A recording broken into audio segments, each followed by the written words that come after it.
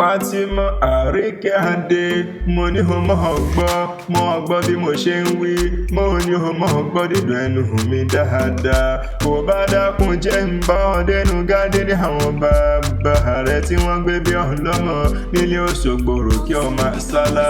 Mẹ́bí wọn lọ́mọ Òṣogbo Òròkì o, Òṣogbo Òròkì ọmọ Sálá. Ládé sòlú ẹlẹ́yẹlé àrò, èsúrú sá ni wọ́n jẹ̀sùn lóṣogbo, àkàrà sá ni wọ́n jẹ̀sùn níjẹ̀ṣà, iyán ni wọ́n jẹ̀sùn lẹ́kìtì kété.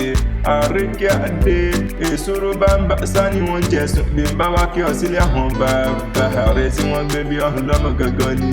Mẹ́bí aró tí ń bẹ lóṣogbo, lójú Òṣogbo wù ní lọ. Ọ̀ṣun tí ń bẹ lóṣogbo, lójú Òṣogbo wù ní.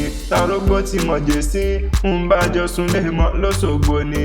Òṣogbo máa àrípẹ́tà mọ́ gbà. Mo pé bí n bá gbẹ̀tà ẹ dákun mọ́ ṣe gbẹ̀tà lọ́wọ́ mi. Òṣogbo Òròkì ọmọ Sálá, sani ìṣẹ̀lẹ̀ àwọn bàbá rẹ̀ tí wọ́n gbé bí ọlọ́mọ Àríkẹ́ mi wọn.